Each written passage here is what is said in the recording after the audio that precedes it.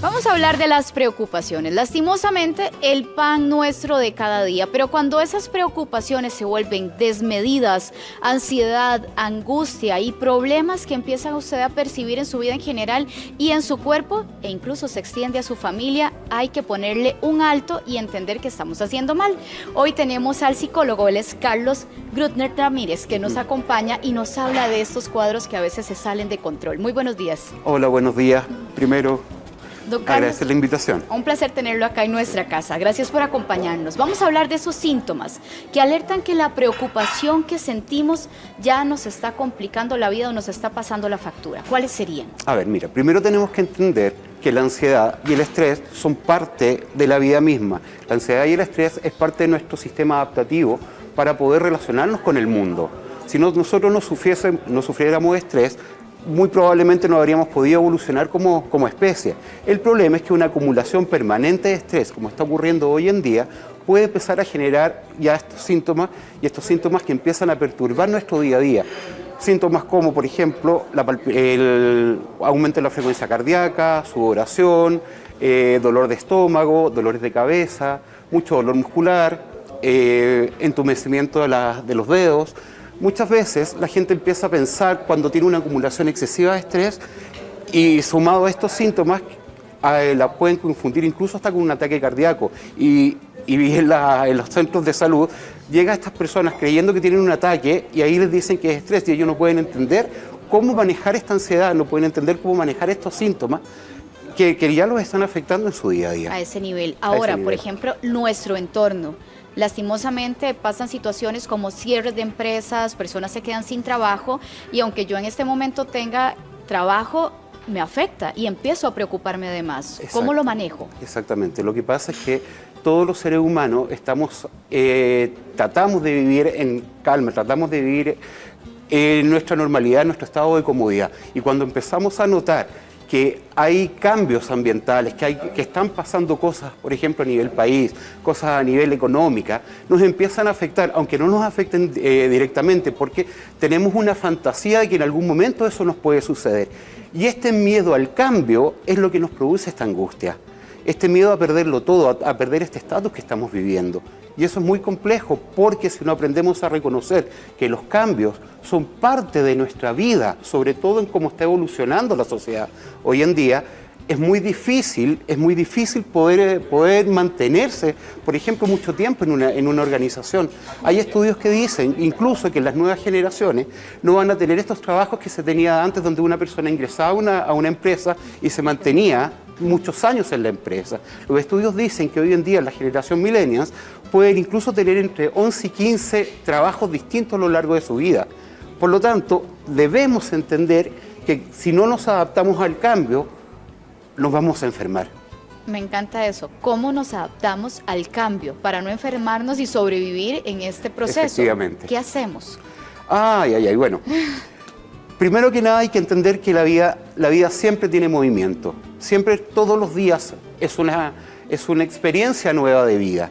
Esa rutina, esa manera de cómo se vivía antiguamente, hoy en día no se puede hacer. Porque vivimos constantemente muy acelerados, vivimos constantemente con una presión económica, con una presión laboral, con una presión familiar, con una presión ambiental. Por lo general estamos comparándonos muchos con los vecinos, estamos comparándonos muchos con nuestro entorno y eso hace que nos angustiemos. Si nosotros logramos darnos cuenta de eso, de que esa fantasía externa es la que nos está enfermando, probablemente podemos hacer un alto y al hacer ese alto vamos a bajar inmediatamente nuestro nivel de estrés. Ahora, rescatando sus palabras, esa fantasía externa, ¿a qué se refiere con fantasía? Porque nosotros lo tomamos como nuestra realidad, pero sí. ¿Qué hay de fondo cuando hablas de fantasía? A ver, por lo general, casi todas las cosas que estamos teniendo hoy en día es en base a crédito. Queremos comprar la mejor casa, queremos tener carro ojalá del año, ¿cierto? El mejor celular, la mejor ropa, los mejores colegios y muchas veces los salarios no alcanzan. O si alcanzan en este límite en el cual cualquier variación, cualquier problema que tengamos nos bota inmediatamente de esa realidad. Y a eso me refiero yo con esta fantasía en la que estamos viviendo, en la que todo tiene que funcionar perfectamente. Cualquier cosa que nos suceda inmediatamente nos afecta. Si tenemos un problema económico, nos llegó un poco menos de salario, nos aumentó la cuenta de la luz, todo eso va a hacer que, como yo vivía en este límite, Claro. inmediatamente venga esa preocupación, venga esa angustia y empiece a tener estos síntomas que hablábamos anteriormente. Ahora, ¿cómo logramos ese discernimiento de lo que realmente yo puedo vivir, lo que es vital, versus lo que realmente se vuelve esa fantasía, como usted nos lo está señalando, que no es realmente una necesidad primaria para nuestra felicidad y para sobrevivir o vivir, que queremos vivir bien? Sí, lo primero que tenemos que hacer es dejar de mirar hacia afuera y empezar a vivirnos, a vernos hacia nosotros mismos. Cuando empezamos a observar nuestra casa, nuestra familia, nuestra salud, nuestros principios, nuestros valores, y empezamos a hacer este balance entre lo que realmente necesito y lo que estoy queriendo demostrar, probablemente en ese minuto voy a poder hacer este alto y empezar a tomar conciencia de mi realidad. Al tomar conciencia de la realidad, puedo tomar acciones también para poder manejar esta realidad de una manera mucho mejor, mucho más asertiva. Pero ahora, ¿cómo lo hacemos en familia? ¿Cómo lo hacemos en familia? Porque se vuelve, no es solo un tema personal, si es un tema, ¿verdad?, que yo necesito transmitirle a mis hijos, porque muchas veces decimos, es que yo tengo mala suerte, o los problemas me persiguen, solo cosas malas estoy arrastrando. ¿Cómo puedo llevar esto a algo positivo y que el núcleo familiar no se vea afectado? Bueno, tenemos que entender que nosotros somos consecuencias de nuestra historia y somos consecuencias, además de todos nuestros pensamientos. Si nosotros pensamos constantemente en negativo, lo más probable es que nos pasen cosas negativas. Muchas veces en nuestro día a día nos suceden cosas muy positivas y cosas muy negativas. Nos pueden pasar 10 cosas positivas durante el día, una cosa negativa durante el día, y nosotros nos quedamos en esa cosa negativa y dejamos de observar todas las cosas buenas que nos pasaron durante el día. Por lo tanto, tal como nuestros pensamientos van construyendo realidades, si logramos poner nuevamente este alto, este análisis personal, puedo empezar a cambiar mi forma de ver el mundo. Primero me preguntabas por la familia. Es súper importante, es muy importante que las familias logren desarrollar algo que está perdido, que es la comunicación. Es muy importante que el mundo adulto tenga coherencia y tenga un solo discurso unido para con la familia, para con los hijos, para que entre todo el núcleo logren entender las realidades que están sucediendo y puedan tomar las mejores decisiones.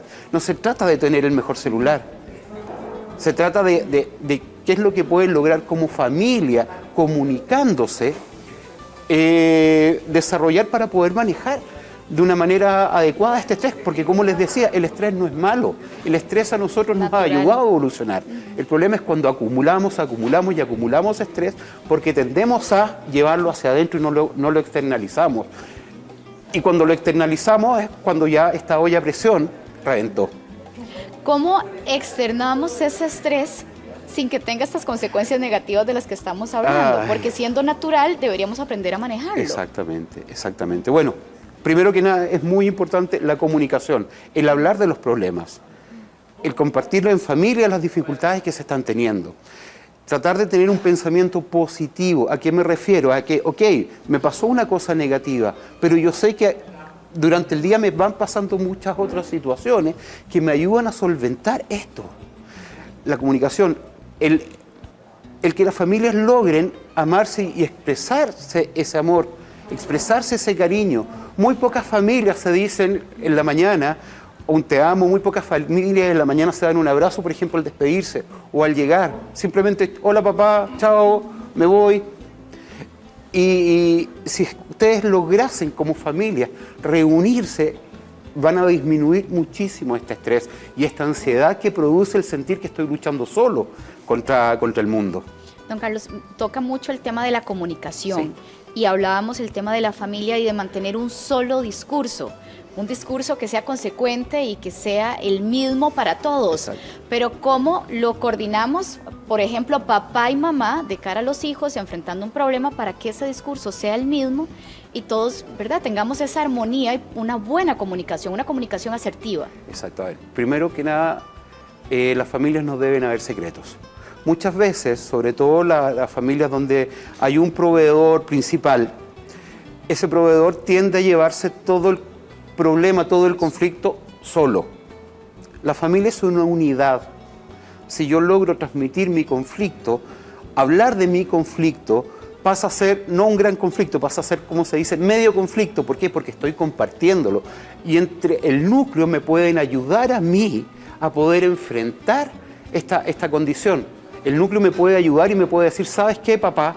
Yo no necesito ese celular, yo no necesito esos zapatos, esas zapatillas, esas tenis, como se dice aquí en Costa Rica. A eso me refiero yo con esta comunicación. Papá y mamá tienen que tener una línea de discursos. La madre tiene que saber cuál es la problemática económica que tiene este núcleo familiar. El padre también. Hoy en día las familias, casi ninguna familia sobrevive con un solo salario. Las familias están sobreviviendo con 2 salarios y aún así tienen muchísimo conflicto.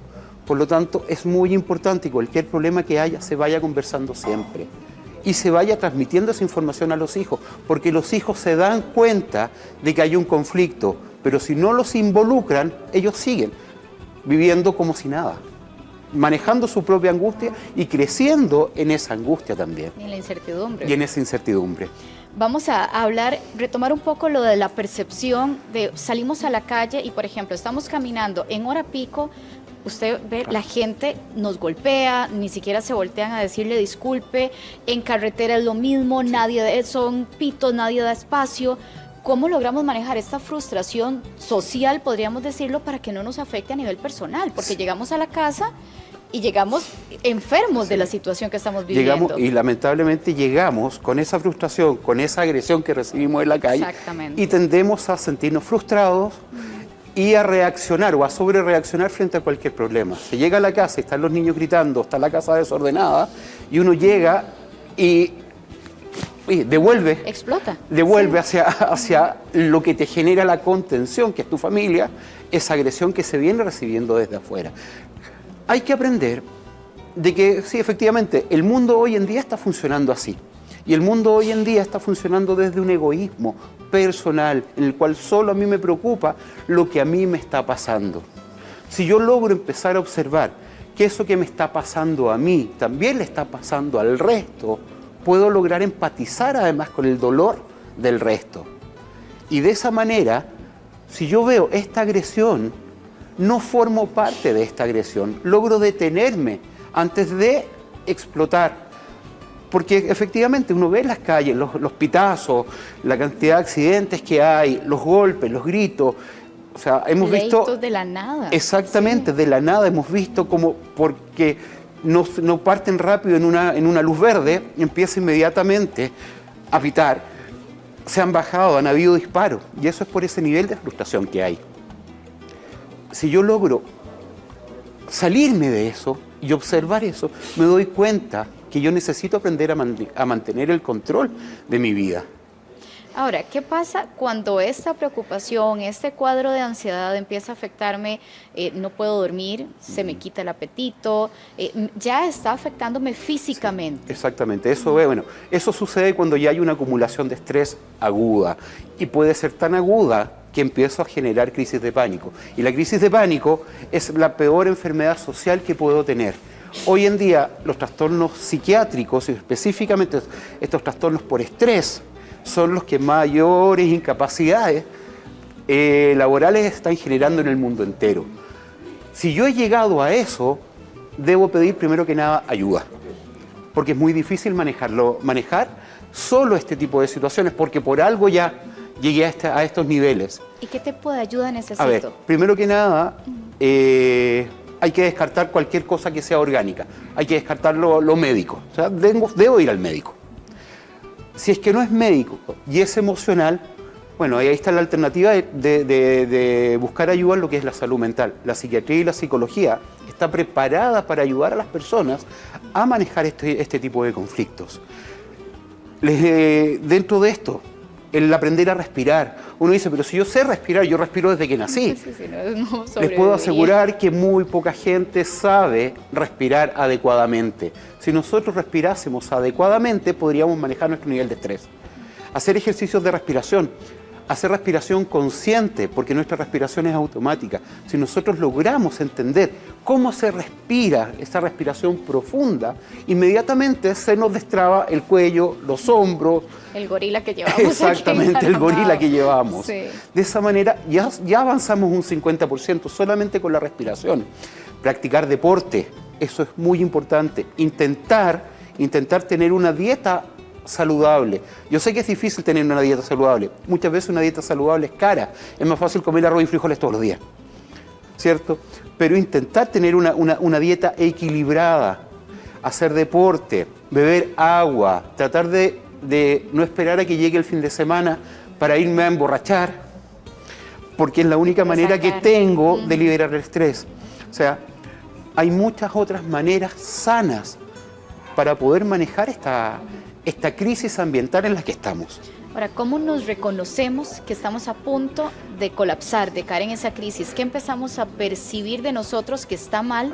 Porque probablemente allá hay muchos televidentes que están a punto de caer en esa crisis y no saben cómo reconocerse. Exactamente. A ver, cuando yo empiezo a sentir que todo lo que está sucediendo alrededor mío me afecta, todo lo que está pasando yo no lo puedo manejar y me empieza a generar rabia y frustración. Otra señal es cuando yo veo que la familia empieza a funcionar distinto. ¿A qué me refiero? Empieza a aislarse de mí o empiezan con bromas hacia mí y que son bromas que son como más agresivas también, diciéndote o aislándote. Por eso es como muy importante empezar a ver las señales, sobre todo en mi entorno más cercano. Mi entorno más cercano es el mejor termómetro que podemos tener cuando no estamos haciendo las cosas adecuadamente. Muy bien, don Carlos, le agradecemos muchísimo sus consejos, que nos ayude a manejar un tema tan frecuente y lo más importante, podernos reconocer y tratarlo a tiempo. Muy amable, don Carlos. Muchísimas gracias. Que tenga un excelente día. Igual, gracias. Ítalo.